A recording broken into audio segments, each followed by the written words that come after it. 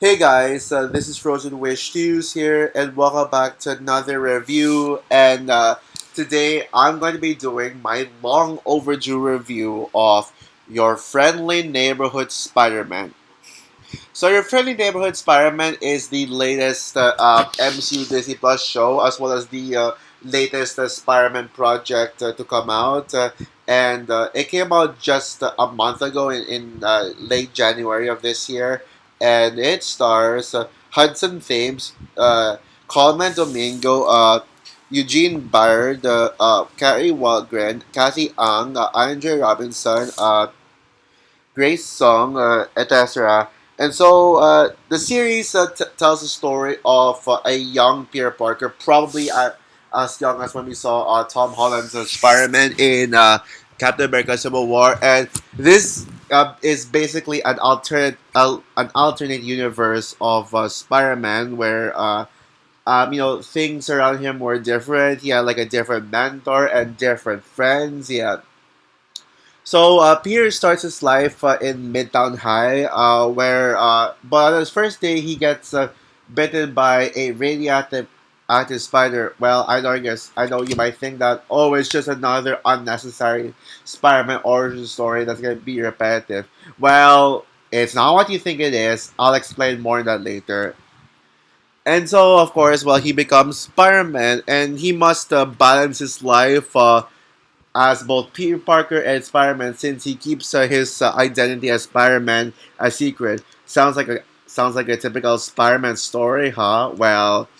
Well, you won't believe what comes next. So, Peter Parker gets hired by Norman Osborn to work as an internship in Oscorp for Norman Osborn. He works for Norman Osborn, but then while he was in Oscorp, Norman Osborn catches Peter Parker dressing up as Spider-Man in the security footage. So therefore, he knows that Peter Parker is a Spider-Man. And as worried as Peter gets, Norman agrees that if Norman wants to, if Norman is going to keep Peter Parker's identity a secret, he must allow Norman Osborn to interfere with Spider-Man's his work as Spider-Man. And so they both like commonly work together to try to make Spider-Man the best version of himself possible, while still trying to catch criminals as they have a target on their backs. Multiple villains like clashing in the city. All of them are connected to the big bad of the show, which is Doc Ock, soon to be Doctor Octopus, who is giving these guys weapons like and armors to make them more powerful and commit more crimes in New York City. So yeah, that's the plot for it. So now I think it's safe to say for to the surprise of no one that I am a Spider-Man fan. In fact, Spider-Man is arguably my favorite superhero of all time. I said arguably, doesn't mean he is 100% my favorite. I'd say it's him, Kate Bishop, and maybe Jean Grey if Sing Sing plays Jean Grey. And maybe Black Widow too, I guess, maybe, but Yelena's version of Black Widow. And also X-23, yeah. But Spider-Man is the superhero I grew up with. Yeah, I don't want to get to talk too much about that. You already know. So, but I just want to say, I'm probably gonna bring this up in every time I review a Spider-Man show. But what I don't talk about on my channel are these Spider-Man shows. Like the all the other Spider-Man series, like Spectacular Spider-Man and Ultimate Spider-Man. Yeah, I don't remember if there has ever been a bad Spider-Man show before. Yeah, the Spider-Man movies that did have some bad ones, like Spider-Man 3 and the first Amazing Spider-Man movie. Oh wait, yeah, there is a bad show, Spider-Man show called Spidey and His Amazing Friends, which I have not seen, and I don't know if I have the desire to watch it. Unless if I want to rant on Spidey and His Amazing Friends, yes, I will do that. I will watch it, but yeah, yeah, there was yeah the 2017 Spider-Man show as well. But my favorite Spider-Man show would have to be Ultimate Spider-Man before. Ultimate Spider-Man was actually the show that I grew up with, the Spider-Man show. One of those Spider-Man projects that got me into Spider-Man. And yeah, and yes, we and over time, yeah, had a lack of Spider-Man content lately. After Across the Spider-Verse and No Way Home, because their sequels are in production hell. Well, MCU Spider-Man 4 already has a release date of July 31, 2026. But will that actually keep its initial July release date? Well, at least we know for a fact that um, that Spider-Man 4 is going to release in 2026 for sure. But yeah, Beyond the Spider-Verse is going through so much hell and they don't even know when. That's actually the result of Sony being so overly confident about themselves about that film, that when they released that when that after Across the Spider Verse, they said that Beyond the Spider Verse was going to release in March 2024. But guess what? Yeah, they the mistake there was actually not getting started on Beyond the Spider Verse with Across the Spider Verse. That's not how a two-parter works. You have to do a good two-parter. You have to already work on part two of it. But then again, I do think that Into and Across and Beyond are probably going to be the best, the greatest two-parters, alongside Frozen 3 and 4. At least the Frozen movies, Frozen 3 and 4, at least they're already working on Frozen 4 as much as Frozen 3. They're making like both of them just one big movie and just like cutting them up. I think that's what Sony should have done with Beyond the Spider-Verse. So, but then again, I'm still hyped for Beyond the Spider-Verse. Yeah, it is one of my most anticipated movies of all time. But to be honest, guys, I'm more hyped for Spider-Man 4. So yeah, but in the midst of not having a new Spider-Man movie in the meantime, Disney gave us a new Spider-Man show for Disney Plus. This was originally supposed to be the origin story of Tom Holland's iteration of Spider-Man, called Spider-Man Freshman Year.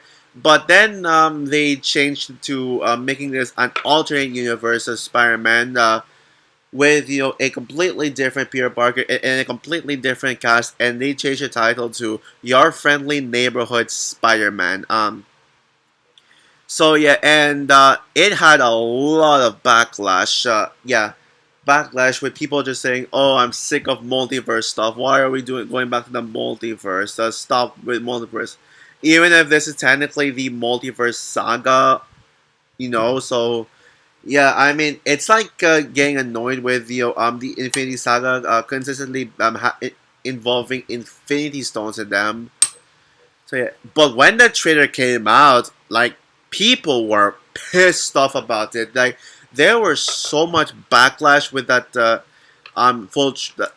teaser trailer. Well, teaser or official, I don't remember, but whatever. Yeah, but people were giving it so much backlash that some people were saying stuff like, "Oh, Disney's ruining Spider-Man. Oh, why did we want Sony to give up the rights of Spider-Man to Disney? Oh, this is gonna be the worst thing to come out of Spider-Man. Oh, this is the disgrace of Spider-Man." And they'd even go as far as saying that it looks even worse than any of the Sony Spider-Man universe films. Morbius and Madam Web. Yeah, people are saying it looks worse than those, and they were like wanting to hate this so badly and say that, what, maybe Sony should keep the rights to Spider-Man. But so it was a lot of people did suspect that the sole purpose of this show was to what was for Marvel to make pretty much a Spider-Man project without Sony's interference, and to show us what they can do with it. But of course, well, people didn't like it based on the trailers. But to me personally, I think you probably know me. If you know me so well, you know that I am not I was not with the haters. I actually was planning to make a video on why you should give this show a chance because of how toxic the hate is. But yeah, but it was too late for that. I ended up not doing it because I was busy with other videos and in person stuff. So, but yeah, of course, well, now that the show is out, well, I am happy to report to you all that this show actually had good reviews. Yep, the reception of this show is actually extremely positive. People were shocked by how good the show was, and I, for one, knew that this show was going to be amazing. This show was, yeah, I had high hopes for this one. Yeah, sure, I didn't go as far as putting this in my most anticipated shows of the year list, but I was still pumped for it. And I am so overjoyed to see positive reviews. But in my personal opinion, what did I think of Your Friendly Neighborhood Spider-Man? I gotta say, this show is a masterpiece. Disney Marvel, you once again knocked it out of the park. Yeah, you once again did it. And I honestly, this surpassed my expectations. I was actually not expecting this to be a masterpiece of a show, like a flawless masterpiece, but it is a flawless masterpiece. I think this is amazing, and yeah, and for a Spider-Man show that for a Spider-Man project that had the Disney Marvel showcase what they can do to Spider-Man without Sony. Well, time to say Sony put time to put the fries in the bag and give the rights to Marvel after Beyond the Spider-Verse. Now, not now though, because we don't want Beyond the Spider-Verse to not be around. But after Beyond the Spider-Verse, yeah, I think Sony should give up the rights. It's even though and even though I still enjoy Craven the Hunter as a guilty pleasure, yeah, I can acknowledge that yeah, it's another one of those Sony Spider-Man villain verse films, and I think and I'm hope and hopefully Craven is actually the final one. We don't need more of these. And you can tell that Sony's clearly running out of ideas with the Spider-Man with what they want to do with Spider-Man without the MCU.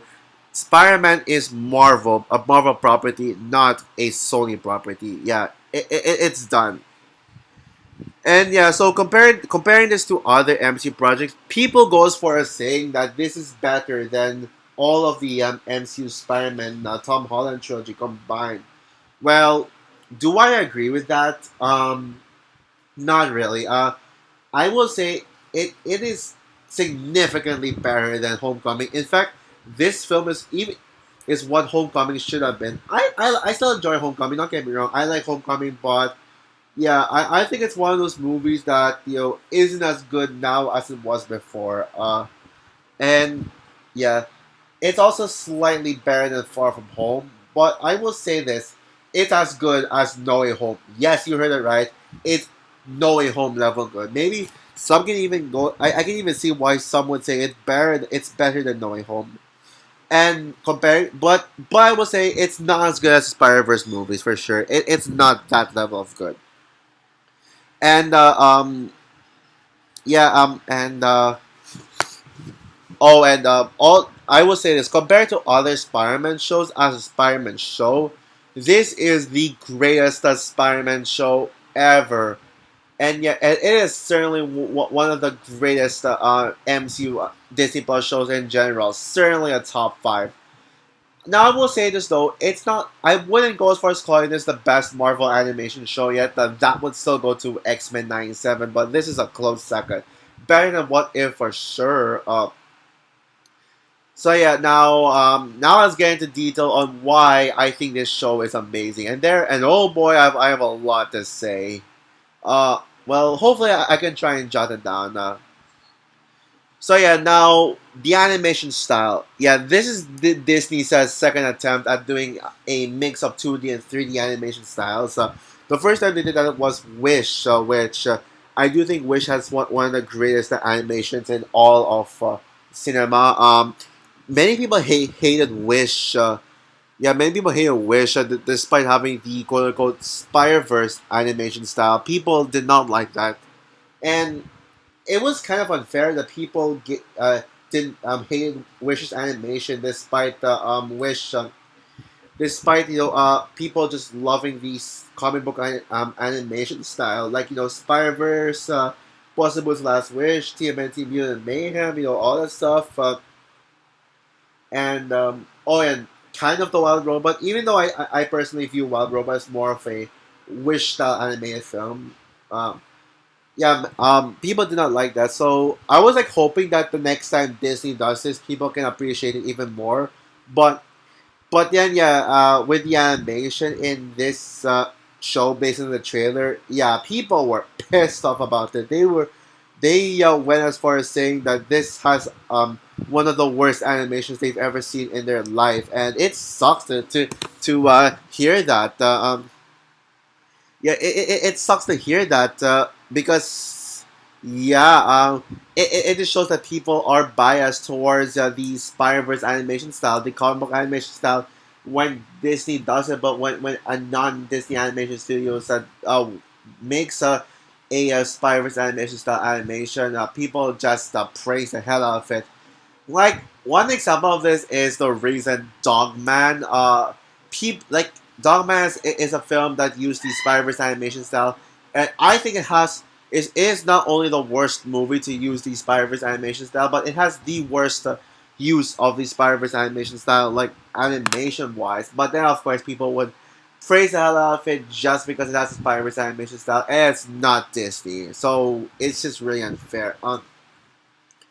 And yeah, so now, even if so yeah, the animation style is gorgeous in this one. It feels like a comic book come to life. It's as good as the Spider Verse animation. In all honesty, and yeah, so even though this is kind of a multiversal type movie, and especially with this entire setting of the show taking place in an alternate universe, this has a street level story. The storyline in this one is still street level with Peter trying to cope with his dual personality as both Spider-Man and Peter Parker, trying to maintain a good balance with relationship with his friends um, and the people that he works for, and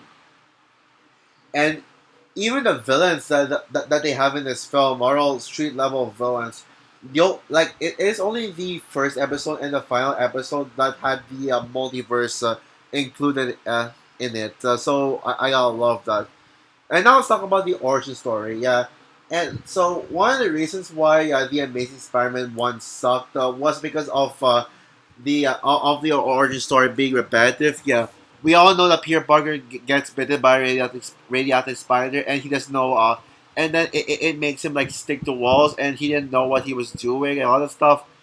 Um, Now, yes, Into the Spider Verse did that origin story. We tried to retell that, but it was a different take on the origin story. It wasn't like the same origin story as we've come to expect from Spider-Man. But Amazing Spider-Man, it had nothing to do with the origin story. It's just a carbon copy of the Spider-Man 2002.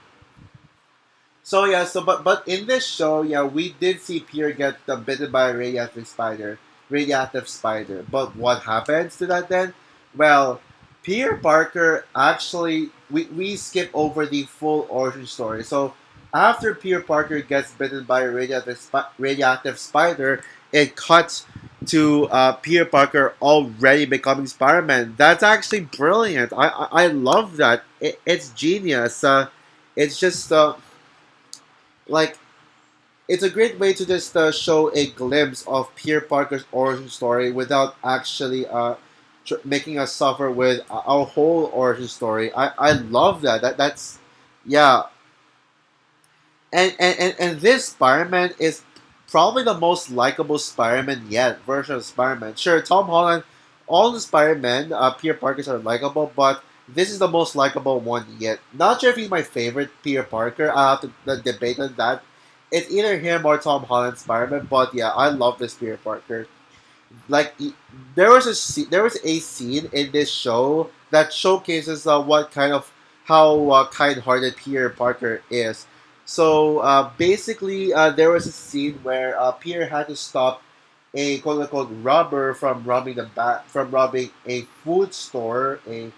But it turns out this character is actually but it's actually just a person who's struggling with her life. I think it was a she. I don't remember. Pierre tied this quote unquote criminal up, but he actually spares this thief thief, quote unquote, thief's life. He actually says, "You know what? I'm giving you a chance. Next time, don't rob a store again. Otherwise, I'll arrest you. But I'll let you go scot free. I'll let you be free." Wow, that's actually brilliant. Like Spider-Man being that kind of character, not just being the living shit out of criminals, but if he can see the good in some people, he actually did it. And you want to know why? It's because the thief actually tried to beg the store owner for mercy, and that she didn't mean to do it, and that she was just struggling. That was actually clever, and I think we need more Spider-Man like that. Spider-Man to actually forgive criminals and not just arrest every single, not just beat the living shit out of every single criminal he sees. Even if this is technically a different take on Spider-Man taking place in an alternate universe, there is still a use of fan service. Now, not on the same level as bringing in Toby and Andrew Spider-Man in No Way Home to team up with Tom. Not that kind, but rather it has rather glimpses of it, but it actually uses these fan service moments far better than you will think. Like basically, how the show uses fan service is that everything that people want to see in a Spider-Man movie are all in this one. In particular, Spider-Man 4. And now, I'm sure some may be aware of this, but if you're not, a lot of people want Spider-Man 4 to be a grounded street level story with Scorpion as the villain and make have a new set of supporting characters, a new love interest for Peter Parker, and and don't try to use the multiverse as a major plot point. Now, and Disney and Sony have been, battling with each other on. I've been arguing with each other on which which route should they take Spider-Man for. Disney Marvel wants a street level Spider-Man movie, while Sony Marvel wants it to be like a straight up multiverse movie to recapture the success of No Way Home. But I think what they actually ended up with is a mix of both, like a street level story with like a bit of multiverse elements, which is basically what this show is. An overall street level story, but then you got the first and last episode with multiverse included. So yeah, and yeah, and this show has pretty much everything that fans want in a Spider-Man movie. This show has a street level, a grounded story. It has a new set of friends, and it actually does not overuse old supporting characters like Mary Jane Watson and Gwen Stacy. Even if I heard the Spider Gwen will be in the second season, I'm actually excited to see Spider Gwen. And and also there's Daredevil had an appearance in the movie. In the show where we got to see a little fight between Spider-Man and Daredevil. It's very similar to the Ant-Man versus Falcon scene in the first Ant-Man movie. That's basically what it is. And, um, and and plus, and it's not like Daredevil only showed up as a cameo just for cameo's sake. Daredevil actually had a purpose to the story. It had something to do with what Oscar was trying to hide. That Daredevil snuck inside Oscar because he knows that Norman is trying to hide something, and he warned Peter about it. That's why he's in the show. Oh, and the biggest one is Scorpion being one of the big bads of the show. Technically, the secondary main antagonist of the show. When the main antagonist being Doc Ock, I'll get to that later. And yeah, now, yeah, and yeah, they're all there. So now one of the things that makes this universe an alternate universe, despite Peter Parker being Spider-Man, is that Norman Osborn is actually Tony Stark 2.0. So yeah, and let me tell you right now, Norman Osborn is one of the best characters in the show. He is so good. He's basically the Tony Stark replacement. Yeah.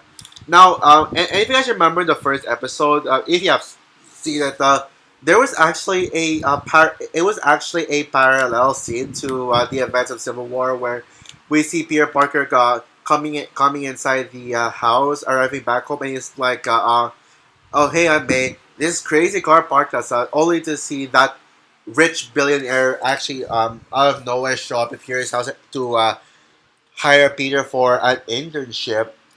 Yeah, and yeah, now yeah, it happened in this show, except that replaced Tony Stark with Norman Osborn. And for a while, yeah, Norman Osborn was seen as the replacement of Tony Stark, and yeah. And I know one of the reasons why this show has a lot of backlash was because they made Norman Osborn black, and I was like, oh, it's just another case of race swapping. Oh, but when the show actually came out, um, people actually did not mind Norman Osborn being black. And so that actually goes to show that race swapping is not always a big deal. And I am sick of people making race swaps a big deal out of it. I don't mind people making race swaps a big deal with films like The Little Mermaid remake, but with like this, if it's in an alternate universe, just let it be. Um, Oh, and Coleman Domingo's voice performance as Norman Osborn, yeah. The voice acting is great in this one, but Coleman Domingo as Norman Osborn clearly gave the best performance of the cast. I love it. And even if Norman Osborn was basically Tony Stark 2.0 for a while, it was revealed later on that he's still the Norman Osborn we know. He's actually a manipulative person who's only using Peter to as Spider-Man to get what he wants. He wants to open a portal to pretty much bring in a portal to space that can bring in terrifying creatures to this art the world.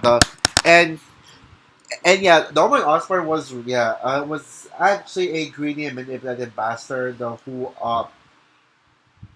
was actually who literally used a bunch of interns to make to do his evil plan. I don't know if I don't know if Norman Osborn really meant to do it if he's really a bad guy because in the end, Norman Osborn told Spider-Man that that he actually didn't mean to take over the world to let aliens in the planet, but then in the end it was like they said that Norman Osborn is actually responsible for all this, and I don't know what happened to him.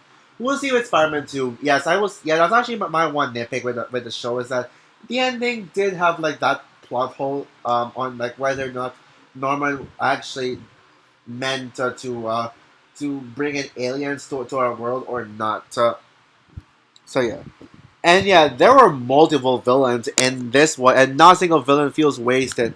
There are three villains in this show that are highlights here. Doc Ock, who is like responsible for all the other villains, like using crazy weapons. Scorpion, which I'll talk about later. But one villain that I wanted to start with is Tarantula. Yeah, and yeah, Tarantula is honestly Tarantula could have been my favorite character in the show. If only she was not just in that one episode. But oh boy, Tarantula is so freaking hot. She probably is one of my new MCU villain crushes. It's either her or Carly Morgenthau from Falcon and Winter Soldier. But yeah, oh boy, is she hot. Yeah, she looks like Val. Honestly, Val from Inside Out too, with that black hair all over her. But then she's got that red hair in front, and even the hairstyle. She looks like Val, and that's why I have a crush on Tarantula. And and the episode with her in it, I forgot which one is it. I think it was episode 5. Yeah, I think it was episode 5 if I'm not mistaken. Yeah. That actually might be my favorite episode in the show. To be. I don't know actually. I need to. I don't know actually. I think I need to. Oh wait, yeah. Episode 3 was where.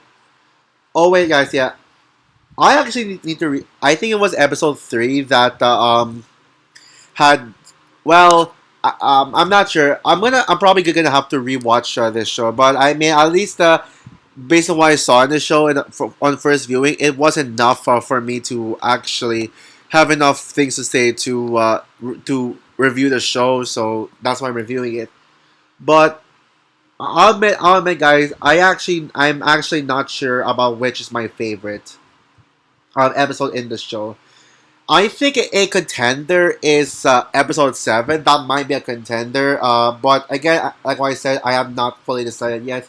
And speaking of episode 7, yeah, let's talk about Scorpion. Because I think Scorpion might be the best villain of the show. Either him or Tarantula. Yeah, Scorpion is a huge threat to Spider-Man. He's like the biggest threat to Spider-Man in the show.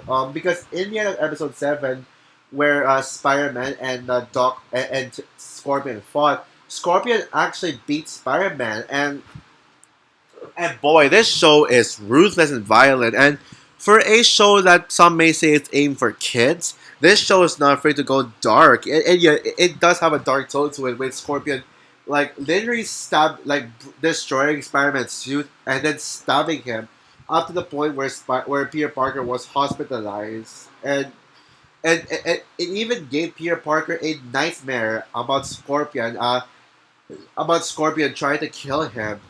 Yeah, that is how you do a villain. A villain must challenge the hero. And I think Scorpion would make Scorpion in the MCU would make one of the best MCU villains in general. So fingers crossed that we can finally see Scorpion in the MCU in Spider-Man 4. Oh, and now let's talk about the supporting characters, the teen characters in particular.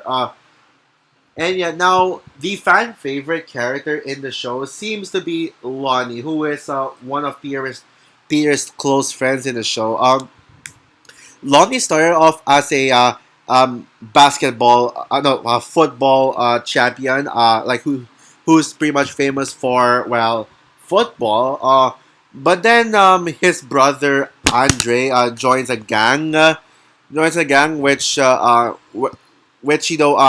where he got caught by the police and sent back to his family, and the police like reported to the family that Andre joined like was involved in a gang.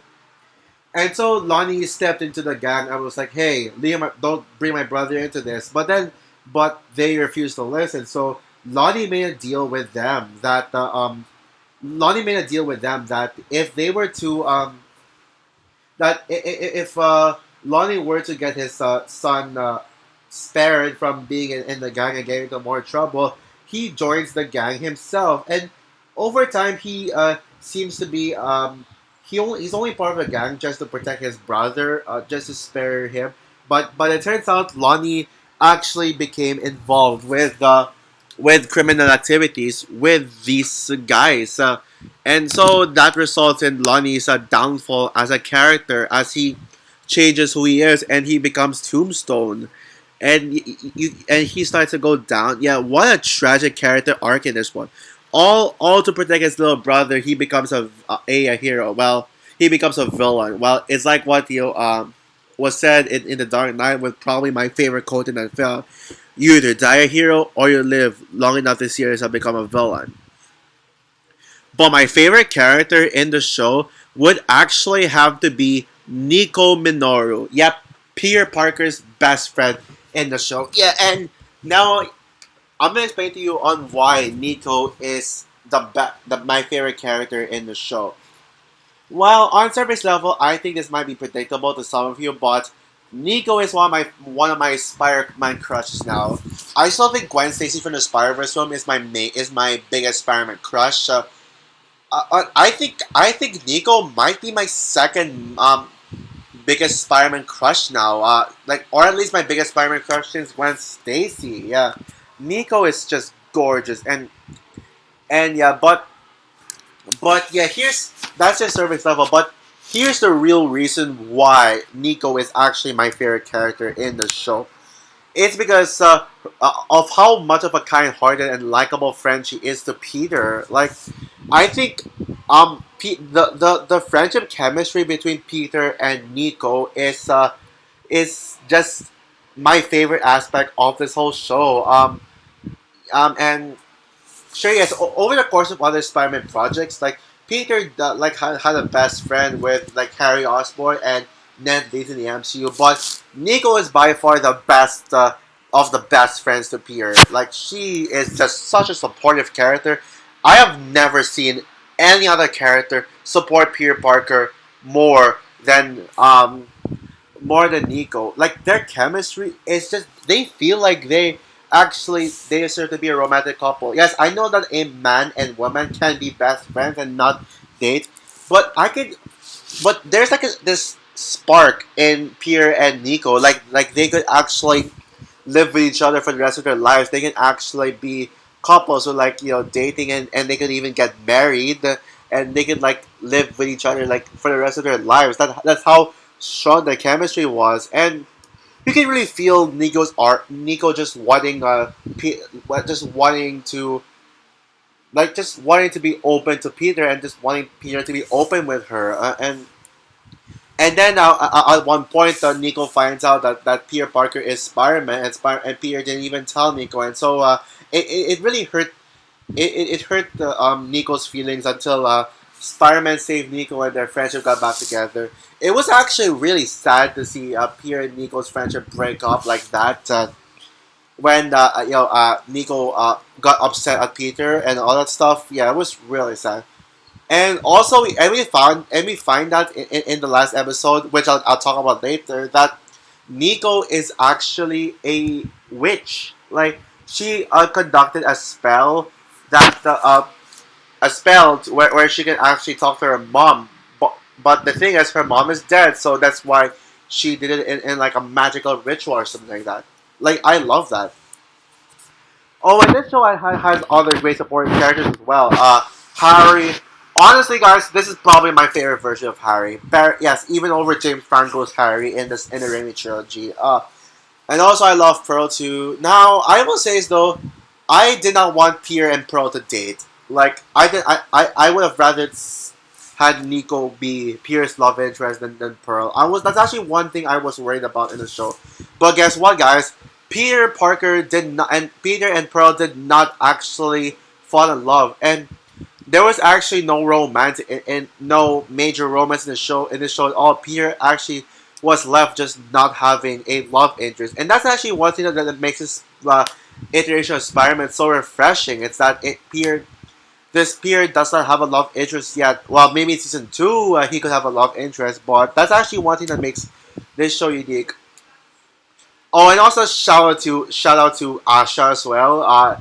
Yeah, she reminded me of Asha from Wish, and she is one of my crushes, one of my Spider-Man crushes as well. Not as much as now, she's not really my favorite character. That would go to Nico since Asha was only a minor character. But again, it's just nice to see a character like her in the MCU in general. Oh, and of course, I can't review a Spider-Man project without talking about the action scenes. And the action scene, I'll just make this one quick. The action scenes are electrifyingly epic. Not it doesn't have. Now I wouldn't go for saying the action scenes are one of the best in the entire best of any Spider-Man project, but it is they are very engaging and just really great. In fact, this show in general is just engaging to watch from start to finish. It was never slow. Like the pacing never felt slow throughout, and that's just great. Typically shows that I watch nowadays would have a slow pace to it, but this is almost as fast paced as Cobra Kai, and I think it's one of those shows that I can just rewatch over and over again and never get tired of it. Oh, and I gotta talk about the finale plot twist, which will involve major spoilers only in episode 10. So yeah, let's spoil this. So, and if you haven't seen the show yet and you want to watch it and you're watching this review, it's your fault for not watching it. You have to watch this. So yeah, the finale is also a contender for my favorite episode. Like what I said, I need to think about that. But yeah, that finale had some bonkers plot twists. Two plot twists in particular, I would consider highlights. One of them, in the first episode of the show, we see Doctor Strange enter Metal High in a portal fighting an alien and the Spider-Man and a radioactive spider that radioactive spider fell went inside the portal and like fully like remained there once Doctor Strange and the alien leave that dimension, well, quote unquote dimension, and inspire bit Peter. Well, it turns out not only like did what was the twist, the fact that Doctor Strange was actually from went back in time from the 10th episode, and we just saw a taste in the first episode. But the spider that bit Peter was actually created by Norman. Norman Osborn was the one who put the who made that spider radioactive by injecting him. That is clever. And also the other plot twist is that Peter Parker's dad is actually alive and in prison. In typical Spider-Man lore, Ben Parker is actually dead, but it turns out Ben Parker is actually in prison and is alive. And he was seen speaking with Aunt May in prison in a prison visit, and he was like asking Aunt May, "How's my son, Peter?"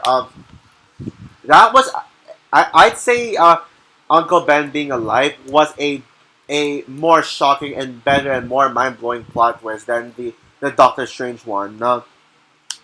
Yeah, the way that this show uses the multiverse is actually brilliant, and isn't even a multiverse driven show. And well, at the same time, it kind of is because this show took place in a multiversal timeline. But yeah, I mean, you get what I mean. So yeah. So overall, your friendly neighborhood Spider-Man is one of the single greatest Spider-Man shows of all time, the best Spider-Man show in general, and one of the best MCU shows in general. And it is honestly now in my top 10 favorite MCU shows, no, favorite animated shows of all time. So yeah, this is a show that you need to watch, and it's kind of a lighthearted show. I think it will appeal to kids despite some dark moments in there. And all my subscribers love animation. Well, this is an animation that you should watch. This is one of those animated projects that should be the gold standards of what animation should be. So with that said, guys, I'm going to give your friendly neighborhood Spider-Man, of course, 5 stars out of 5. Masterpiece show. Yeah, yeah. I mean, now, when it comes to all the other MCU shows that come out this year, the only show that I think has a chance of topping this one, or at least being as good, is Daredevil Born Again. But when it comes to shows like Ironheart, Wonder Man, Eyes of Wakanda, and a bunch of others, and even Marvel Zombies, honestly, I doubt they will top this. They will like be as good as this one. Maybe Marvel Zombies actually. I'm still high for Marvel Zombies and predicting it's gonna be one of my favorite shows of the year. So we'll see about that. So that's all for my review of your friendly neighborhood Spider-Man. What are your thoughts on the show? Who agrees with me that this is the greatest Spider-Man show ever? Comment down below, like, subscribe, hit the notification bell, and stay tuned for my movie review on Parasite, leading up to Mickey 17. So yeah, bye guys.